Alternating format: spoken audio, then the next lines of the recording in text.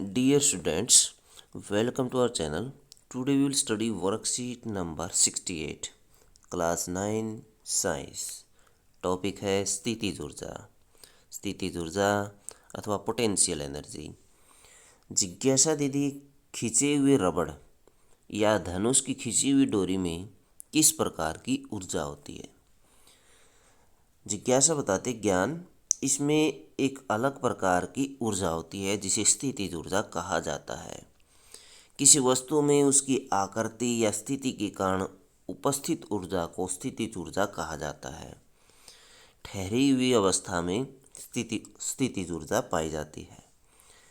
धनुष की डोरी को खींचने पर हमारे शरीर की पेशीय ऊर्जा धनुष की डोरी में स्थितिज ऊर्जा के रूप में स्थानांतरित हो जाती है. जब हम धनुष की डोरी को खींचते हैं तो हमारे शरीर की जो हाथों की पेशी ऊर्जा अथवा मांसपेशी ऊर्जा है वो स्थितिज ऊर्जा के रूप में स्टोर हो जाती है.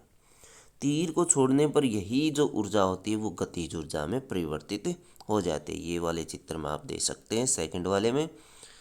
और धनुष अपनी सामान्य स्थिति में वापस आ जाता है. किसी ऊंचाई पर वस्तु की स्थितिज ऊर्जा. ऊंचाई पर स्थितिज ऊर्जा क्या होगी. किसी वस्तु को ऊंचाई पर ले जाने पर उसकी स्थितिज ऊर्जा बढ़ जाती है क्योंकि ऊंचाई बढ़ाने के लिए गुरुत्वाकर्षण बल के विपरीत कार्य किया जाता है. अतः इसे गुरुत्वाकर्षण स्थितिज ऊर्जा भी कहते हैं. यदि वस्तु का द्रव्यमान m है तो मान लें कि इसे h ऊंचाई तक ले जाया जाता है तो वस्तु को उठाने के लिए लगा न्यूनतम बल जो होगा या न्यूनतम बल वस्तु का भार होगा और वस्तु का भार mg के बराबर होगा.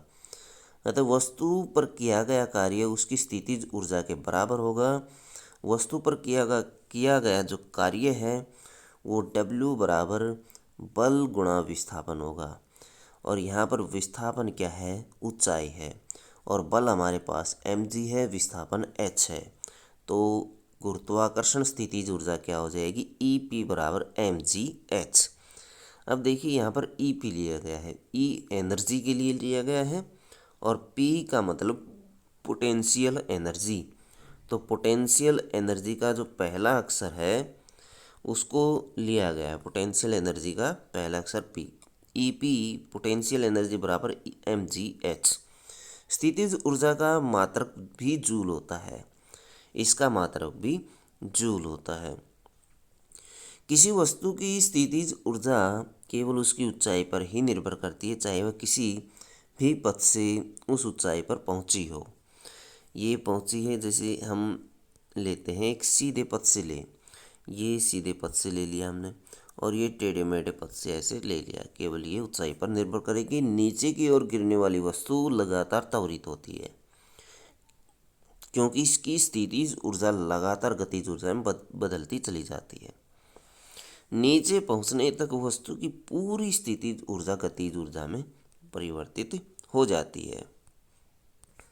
आइए अब कुछ क्वेश्चन करते हैं इससे संबंधित.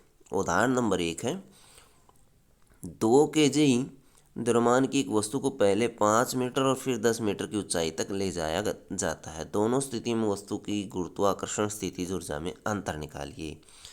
जबकि G बराबर 10 मीटर प्रति सेकंड स्क्वायर दिया गया है. गुरुत्वाकर्षण स्थितिज ऊर्जा EPmgh ये फॉर्मूला है. 5 मीटर की ऊंचाई पर हम पोटेंशियल एनर्जी अथवा जो गुरुत्वाकर्षण स्थितिज ऊर्जा है वो निकालते हैं. EP बराबर 2 गुणा हमारे पास M जो दो दिया गया है, 2 रख लेते हैं वैल्यू. G 10 दी गई है और H 5 दी गई है. इनकी मल्टीप्लाई 100 आ जाती है. उसके बाद हम लेते हैं 10 मीटर ऊंचाई पर और 10 मीटर ऊंचाई पर 2 गुणा 10 गुणा 10 200 जूल आ जाती है. अतः स्थितिज ऊर्जा में अंतर 200 में से 100 घटा देते हैं. 100 घटाने पर हमें 100 जूल प्राप्त हो जाते हैं. तो इनमें अंतर कितना आया, 100 जूल का आया. क्वेश्चन नंबर 2 है 5 मीटर की ऊंचाई पर रखी 1 kg 1 किलोग्राम द्रव्यमान की एक वस्तु की स्थितिज ऊर्जा परिकलित करिए. जी बराबर 10 मीटर प्रति सेकंड स्क्वायर ले सकते हैं। M 1 kg है, H 5 मीटर है, जी हमारे पास 10 है। फॉर्मूला अप्लाई कर देते हैं, mgh तीनों की मल्टीप्लाई हो जाएगी तो हमारे पास 50 जूल वस्तु की स्थितिज ऊर्जा आ जाएगी। इससे संबंधित कुछ प्रश्न है, ये देखिए। क्वेश्चन नंबर 1 है, इनमें से किस में स्थितिज ऊर्जा है? धनुष की तनी हुई डोरी में या धनुष से छोड़ा गया एक तीर? कारण लिखिए।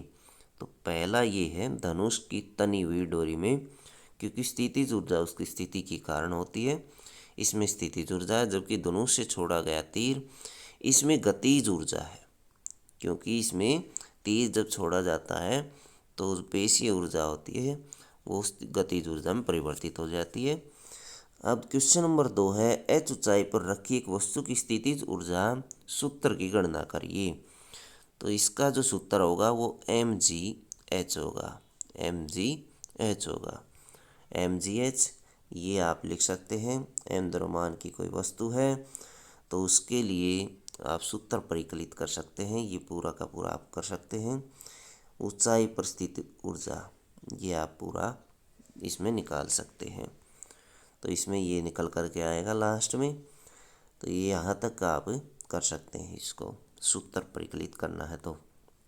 उसके बाद देखिए क्वेश्चन नंबर 3 है, 5 किलोग्राम द्रव्यमान के एक पत्थर को 10 मीटर ऊंचाई पर रखा गया है, इसकी स्थितिज ऊर्जा क्या होगी? तो m यहाँ पर दिया गया 5 kg। उसके बाद h दी गई हाइट 10 मीटर और g दी गई है यहाँ पर, g कितनी है 10 मीटर प्रति सेकंड स्क्वायर। तो इसका हम फॉर्मूला अप्लाई कर देते हैं। फॉर्मूला क्या है इसका? इसका फॉर्मूला स्थितिज ऊर्जा क्या होगी? स्थितिज ऊर्जा बराबर होगी EP बराबर mgh। तीनों की मल्टीप्लाई कर लेते हैं तो तीनों की m क्या है हमारे पास? m है 5, g है हमारे पास 10 और h भी हमारे पास 10 है। तो इनकी गुणा करने पर हमें कितना मिलेगा? हमें मिलेगा 500 जूल। 500 जूल स्थितिज ऊर्जा मिल जाएगी। क्वेश्चन नंबर 4, किसी वस्तु में स्थितिज ऊर्जा के 3 एग्जाम्पल दीजिए। तो 3 एग्जाम्पल आप दे सकते हैं, जैसे नदी का ठहरा हुआ पानी। नदी में जो ठहरा हुआ पानी है,